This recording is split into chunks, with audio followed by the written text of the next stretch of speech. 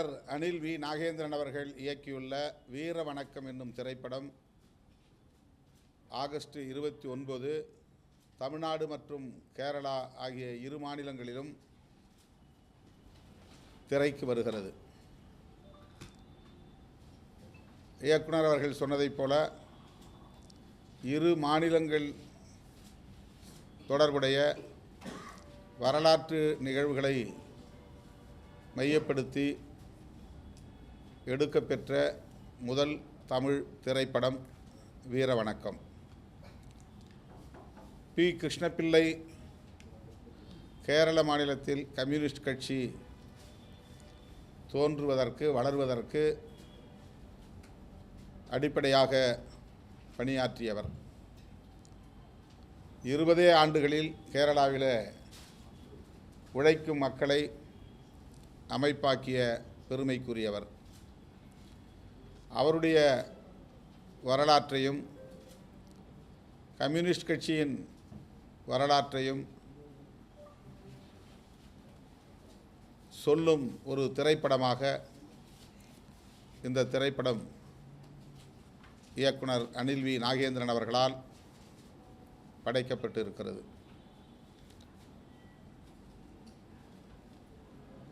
அந்த மாநிலத்திலிருந்து இந்த மாநிலத்திற்கு வந்து அவர்கள் வாழ்ந்த காலத்தில் 2 மாநிலங்களிலும் முற்போக்கு சிந்தனையாளர்களை வளர்ப்பதற்கு அவர் அரும்பாடுபட்டிருக்கிறார்.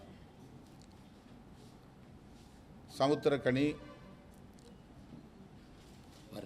பரத், ரித்தேஷ் ஆகிய 3 ஹீரோக்கள் இந்த படத்தில் குறிப்பிடத்தக்க கதாபாத்திரங்களை ஏற்று நடித்திருக்கிறார்கள். சுரபிலட்சுமியும் நடித்திருக்கிறார். அரசியலில் ஆர்வமுள்ளவர்கள், நேர்மையாக மக்களுக்கு பணியாற்ற விரும்புகிறவர்கள், தியாகம் செய்யும் தொண்டுள்ளத்தோடு பணியாற்றக்கூடியவர்கள் கம்யூனிஸ்டுகள் என்பதை இந்த திரைப்படம் உறுதிப்படுத்துகிறது. அதற்கு பி. கிருஷ்ணபிள்ளை அவர்களின் வாழ்க்கை நமக்கு ஒரு சான்றாகவும் சாட்சியமாகவும் இருக்கிறது. இதுபோன்ற திரைப்படங்கள் இந்த காலகட்டத்தில் தவிர்க்க முடியாத ஒரு தேவையாக இருக்கிறது. பொது வாழ்க்கை என்பது வெறும் அதிகார வேட்டைக்கானதல்ல. அரசியல் என்பது சொகுசான சுகமான வாழ்க்கைக்கானதல்ல. அடித்தட்டிலே உழலக்கூடிய மக்களின் வாழ்வுரிமைகளை மீட்பதற்கும் வாழ்வாதாரங்களை பாதுகாப்பதற்கும் போராட வேண்டும், முழுமையாக அர்ப்பணிக்க வேண்டும், மக்களோடு மக்களாக இருந்து அவர்களை அரசியல்படுத்த வேண்டும், ஆதிக்க சக்திகளையும் அதிகார வர்க்கத்தினரையும் எதிர்த்து துணிந்து களமாட வேண்டும். அதுதான் உண்மையான பொது வாழ்க்கை, அரசியல் தொண்டு. அந்த செய்தியை உணர்த்தக்கூடிய, இளைய தலைமுறைக்கு எடுத்துச் சொல்லக்கூடிய ஒரு மகத்தான உண்மை வரலாறு தான் வீர வணக்கம் என்கிற இந்த திரைப்படம். இதனை விடுதலை சிறுத்தைகள் உள்ளிட்ட அனைத்து ஜனநாயக சக்திகளும் வரவேற்க வேண்டும், இதனை வெற்றி பெறச் செய்ய வேண்டும், வணிக ரீதியாக வெற்றி பெறச் செய்ய வேண்டும் என்று சொல்லவில்லை. இதனை கருத்தியல் ரீதியாக வெற்றி பெறச் செய்ய வேண்டும், வெகு மக்களிடத்தில் கொண்டு போய் சேர்க்க வேண்டும், இளைய தலைமுறையினரிடத்தில் கொண்டு போய் சேர்க்க வேண்டும். இப்படித்தான் பொது வாழ்க்கையில் ஒவ்வொருவரும் தன்னை ஒப்படைத்து கொள்ள வேண்டும் என்கிற செய்தி மக்களுக்கு போய் சேர வேண்டும். அப்படிப்பட்ட ஒரு திரைப்படத்தை, வரலாற்று முக்கியத்துவம் வாய்ந்த திரைப்படத்தை அனில் வி நாகேந்திரன் அவர்கள் தமிழ் மற்றும் மலையாளம் ஆகிய இரு சமூகங்களை சார்ந்த மக்களுக்கு கொடையளித்திருக்கிறார். அனில் வி நாகேந்திரன் அவர்களுக்கு என்னுடைய வாழ்த்துக்களையும் பாராட்டுகளையும் தெரிவித்துக் கொள்கிறேன். இந்த படத்தில் மிகச்சிறப்பாக நடித்திருக்கிற சமுத்திரக்கனி, பரத் மற்றும் ரித்தேஷ், சுரபிலட்சுமி, 94 வயதிலே கிருஷ்ணபிள்ளையின் காதலியாக ஒரு போராளியின் காதலியாக நடித்திருக்கிறார். அவருடைய அர்ப்பணிப்பு மகத்தானது என்பதை இந்த திரைப்படம் நமக்கு உணர்த்துகிறது. இது காலத்தின் தேவை, வரலாற்றின் தேவை. இந்த திரைப்படத்தை அனைத்து தரப்பாரும் வரவேற்று வெற்றி பெறச் செய்ய வேண்டும் என்று வேண்டுகோள் விடுக்கிறேன்.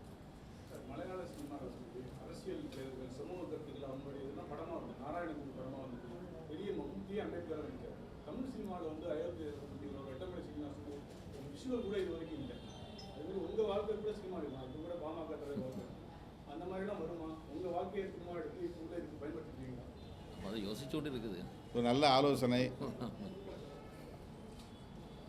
திரைப்படத் துறையில் உள்ளவர்களுக்கு நீங்கள் இந்த ஆலோசனையை வழங்கியிருப்பதாக நான் எடுத்துக்கொள்கிறேன். விடுதலை சிறுத்தைகள் கட்சியும் அதை பற்றி சிந்திக்கவும் கடமைப்பட்டிருக்கிறது. வாய்ப்பிருந்தால் விடுதலை சிறுத்தைகள் அதுபோன்ற மகத்தான ஆளுமைகளின் வாழ்க்கையை குறும்படமாகவோ திரைப்படமாகவோ எடுக்க முயற்சிப்போம்.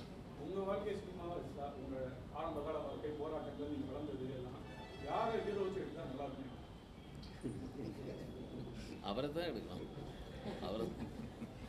நாம் உயிரோடு இருக்கும்போது நாமளே தான் ஹீரோ. அவர் உயிர் தான் முக்கியம்.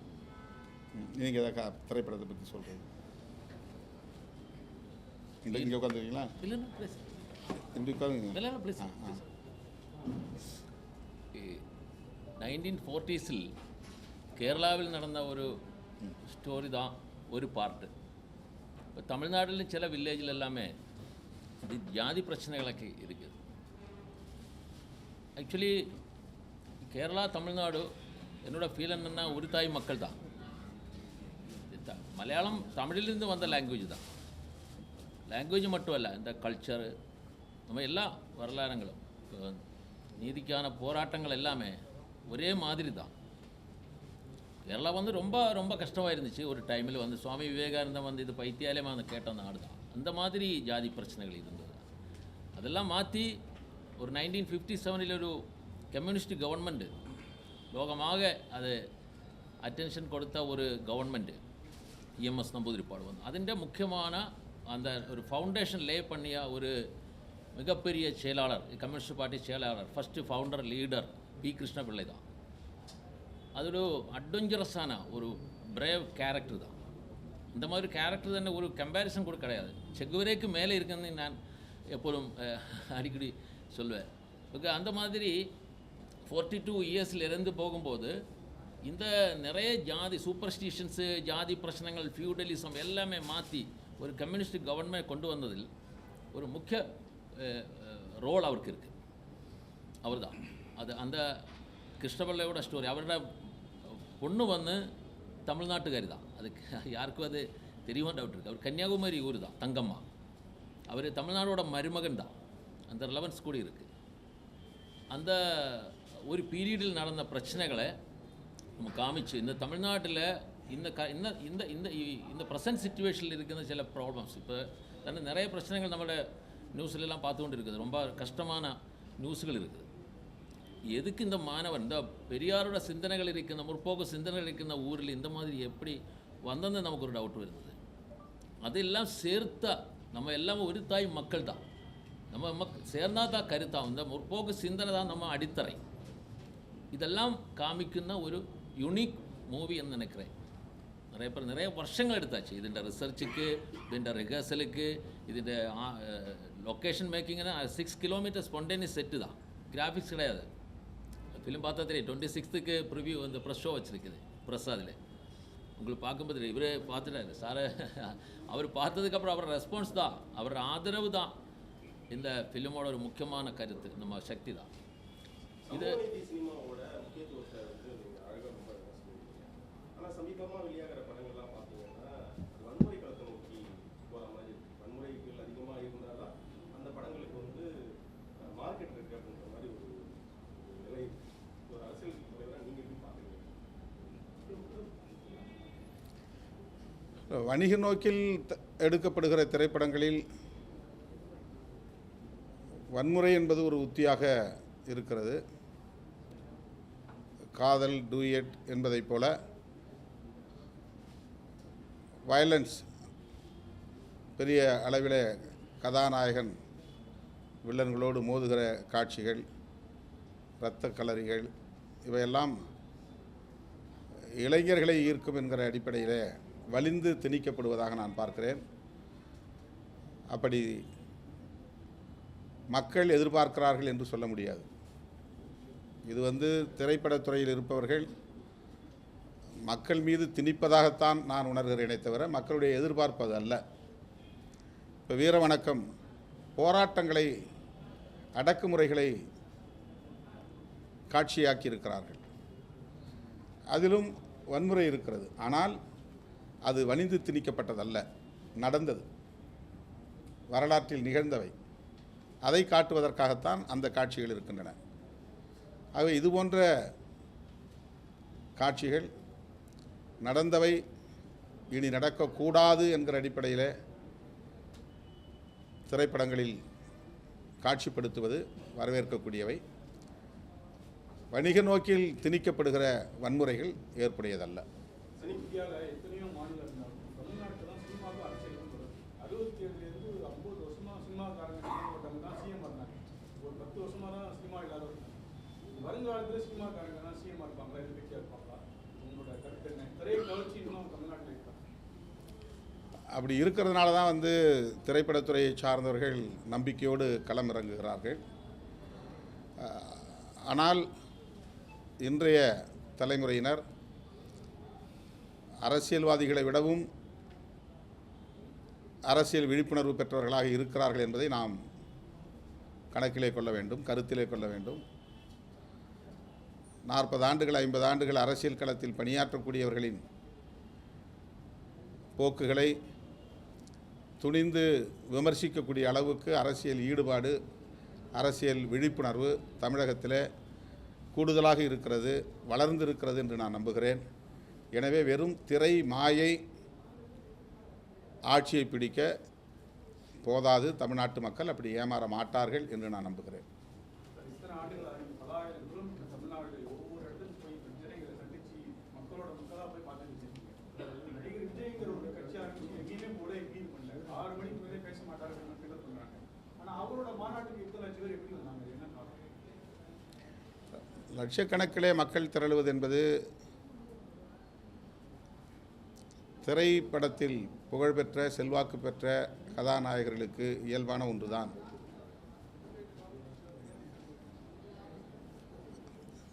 ஆந்திராவிலே சிரஞ்சீவி, பவன் கல்யாண், அதைப்போல தமிழகத்திலே பல தலைவர்கள் இன்றைக்கு நாம் விஜயகாந்த் உட்பட விஜய் வரையிலும் பார்க்கிறோம். ஆனால் அவர்களால் கடைசி வரையில் தாக்கு பிடித்து நிற்க முடிகிறதா என்ற கேள்வி எழுகிறது. ரசிக பட்டாளம் என்பது வேறு, அரசியல் விழிப்புணர்வு பெற்ற களப்பணியாளர்கள் என்பது வேறு. சில லட்சம் பேர் போதாது ஆட்சியை கைப்பற்றுவதற்கு. 5 லட்சத்திலிருந்து 10 லட்சம் பேர் ஒரு இடத்திலே திரண்டால் உங்களுக்கு பிரமிப்பை உருவாக்கும். ஆனால் அது ஆட்சிக்கு பயன்படாது. அதை வைத்து நாம் ஆட்சி மாற்றமே நிகழ்ந்துவிடும் என்று சொல்ல முடியாது. கட்சி தொடங்கி இத்தனை ஆண்டுகள் கடந்த நிலையில் 2 மாநில மாநாடுகளை நடத்தியிருக்கிறார்கள். 1வது மாநாடு 2வது மாநாடு என்று தான் அதற்கு பெயர் சூட்ட முடிந்ததை தவிர கருத்தியல் சார்ந்து அந்த மாநாட்டுக்கு பெயர் சூட்ட முடியவில்லை. அதில் ஒரு ஐடியாலஜிக்கல் கான்செப்ட் இல்லை. இப்போ நாங்கள் மாநாடு நடத்துகிறோம்னா வெல்லும் ஜனநாயகம் மாநாடு, அதில் ஒரு கான்செப்ட் இருக்குது.